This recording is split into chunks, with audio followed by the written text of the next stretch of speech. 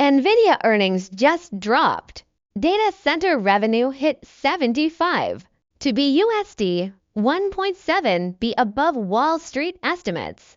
EPS 1 United States dollar and 87 cents, beat by 6%. Q to guidance 91B, also above consensus.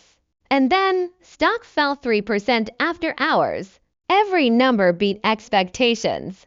The stock went down. Here's why. Q1 revenue 81.6 BUSD, up 85% YoY. Net income 58. 3 BUSD, up 211%. Data center 75 to BUSD, up 92%. Now 92% of total revenue. Gross margin 75%. Q to guidance midpoint 91B versus consensus 87. 3B dividend raised 25x from 0. 1 to 25 cents. New 8 OB buyback. Return to OB to shareholders in Q1 alone. But the buy-side whisper number was 83 to 8 for B. Over the past 10 quarters, NVIDIA's actual revenue averaged 7 to 8% above guidance. The buy-side moved the goalposts. 81.6B landed below their floor. Q to guidance, same story, 91B beat sell side. But the most optimistic buy side was at 96B. Think of it like this. Your kid scores 130 on every test. This time, they got 115. Still an A, just not a surprise anymore. Here's what most people missed. NVIDIA restructured its segments. Data center split into hyperscale, mega cloud providers, and ACAI cloud. Industrial, enterprise. Sovereign, CFO says they're 50-50 it's now. That means NVIDIA isn't just riding a few cloud giants anymore. AI demand is spreading to enterprises, industrials, even governments.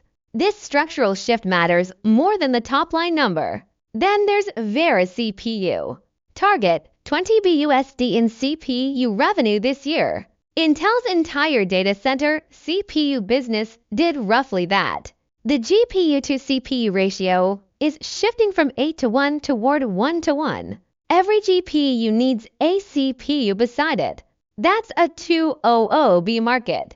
NVIDIA said its goal is to become the world's leading CPU supplier. But problems remain.